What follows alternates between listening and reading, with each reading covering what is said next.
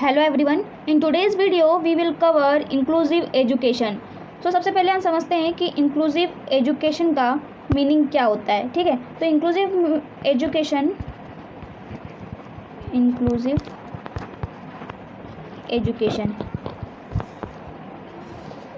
इसका सिंपल सा मतलब है सबके लिए सेम एजुकेशन।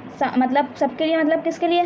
सामान्य बच्चे, दिव्यांग बच्चे, जो स्पेशल नीड के चाइल्ड होते हैं उनके लिए, उन सबके लिए जो शिक्षा है वो बराबर है, कोई भेदभाव नहीं, ना ही किसी जेंडर को लेकर, ना ही किसी कास्ट को लेकर, ना ही किसी एबिलिटी को लेकर और ना ही किसी डिसेबिलिटी को लेकर।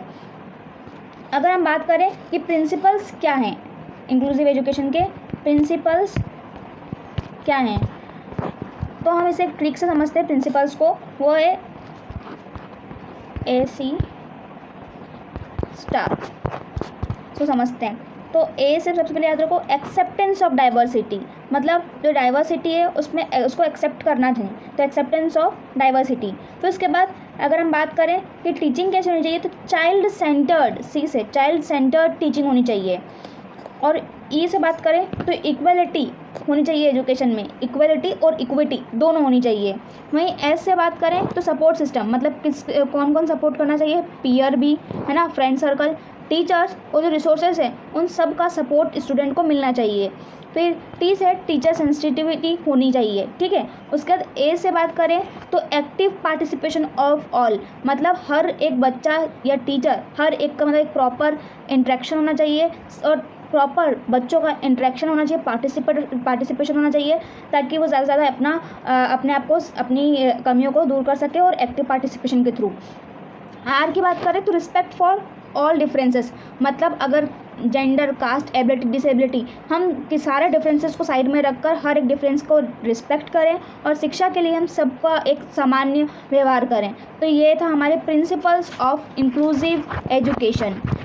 Now we will talk about classroom strategy, मतलब अब क्लासरूम स्ट्रेटेजीज क्या रहेंगी एक इंक्लूसिव एजुकेशन में। तो अगर हम बात करें तो इसमें स्मार्ट टीचर्स, ये मैं आपको ट्रिक बताते चल रही हूँ ताकि आपको इजीली कॉन्सेप्ट्स जो रहेंगे याद रहेंगे। तो अगर हम ट्रिक की बात करें तो स्मार्ट से हम याद रखेंगे क्लासरूम की हम क्या स्ट्रेटजीज़ को यूज़ कर सकते हैं। तो एस से क्या याद रखेंगे, स्पेशल एड्स, मतलब स्पेशल एड्स क्या हो सकते हैं, Braille, large print, hearing aid, मतलब अगर कोई अंधा बच्चा है, ठीक है, डिसेबिलिटी के साथ, तो हम उसे ब्रेल के थ्रू समझा सकते हैं। उसके बाद अगर हम बात करें हियरिंग एड्स, अगर कोई बच्चा है जो सुन नहीं सकता है, सुनने में जिसको दिक्कत है, तो उसके लिए हम हियरिंग एड्स का यूज़ करेंगे। एम से बात करें तो multi sensory approach, multi sensory approach means क्या कि विजुअल, ऑडिटरी, काइनेस्थेटिक, मतलब हम हर एक चीज़ को मल्टी सेंसरी अप्रोच को यूज़ करें। सिर्फ ये नहीं कि विजुअल का यूज़ करें, क्योंकि सीधी सी बात है जितनी ज़्यादा सेंसेस यूज़ होंगी उतना ज़्यादा बच्चा याद कर पाएगा। अगर हम बात करें सिर्फ अगर हम पढ़ते रहें तो उसमें मतलब नहीं है। अगर हम सुने भी, लिखे भी, बोल कर भी करें, जितनी ज़्यादा सेंसेस हमारी इन्वॉल्व होंगी उतना ज़्यादा बच्चे को याद रहेगा, इसलिए मल्टी सेंसरी अप्रोच का यूज़ करना चाहिए। उसके बाद एक्टिविटी बेस्ड लर्निंग, ए से क्या बात कर रहे हैं हम, एक्टिविटी बेस्ड लर्निंग, मतलब कैसे ग्रुप प्रोजेक्ट दे दिया, ग्रुप वर्क दे दिया, जिसके थ्रू क्या होता है एक्टिविटी बेस्ड से हम और ज़्यादा अच्छे से लर्निंग करवा सकते हैं। उसके बाद आर से बात करते हैं रेमेडियल टीचिंग।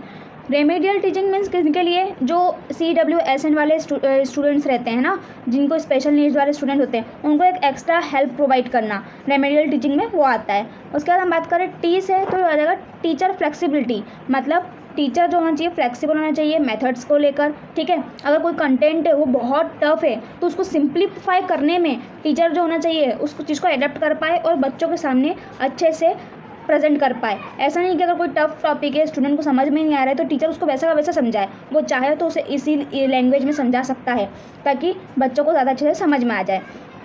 उसके बाद हम नेक्स्ट बात करेंगे कॉमन एग्ज़ाम क्वेश्चंस की। अब इसके एग्ज़ाम कौन से हैं, मतलब क्वेश्चंस कैसे आते हैं सीटेट स्टाइल में। तो सबसे पहले हम बात करते हैं इंक्लूसिव एजुकेशन में कि इंक्लूसिव एजुकेशन का मीन्स क्या है। तो सिंपल सी बात है, इंक्लूसिव एजुकेशन का मीन है equal learning for all children. क्या, equal learning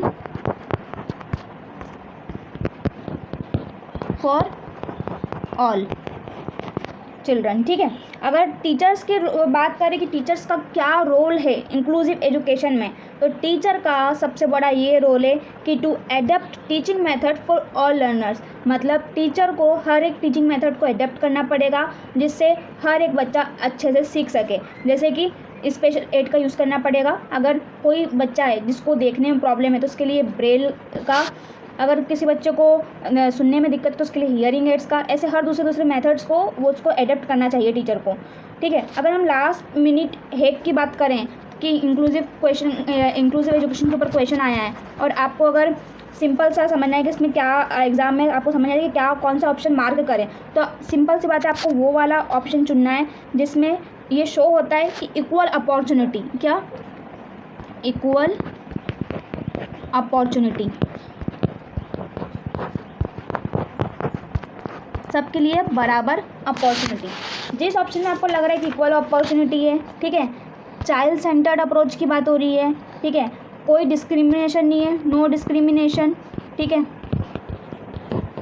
no discrimination, active participation की बात हो रही है, जहाँ इन 4 चीज़ों की बात होगी वहाँ आप आँख बंद करके इंक्लूसिव एजुकेशन पर टिक कर देना। तो कौन सी 4 बातें एक बार रिपीट करते हैं, equal opportunity, no discrimination, active participation और चाइल्ड सेंटर अप्रोच, ये 4 चीज़ें। आई होप आपको ये टॉपिक इंक्लूसिव एजुकेशन जो एक पेडोलॉजी का इम्पॉर्टेंट टॉपिक है वो समझ में आया होगा। हमने सारा कुछ कवर करा इसमें। पहले हमने मीनिंग देखा, ठीक है, उसके बाद प्रिंसिपल देखा, फिर हमने क्लासरूम स्ट्रेटजीज़ देखी, उसके बाद कॉमन एग्ज़ाम के क्वेश्चन देखे जो सीटेड स्टाइल में आते हैं, और फिर उसके बाद हमने लास्ट में देखा कि लास्ट मिनट हैक क्या है, किस ऑप्शन में शो होता है कि इंक्लूसिव एजुकेशन को हम डायरेक्टली टिक कर सकते हैं।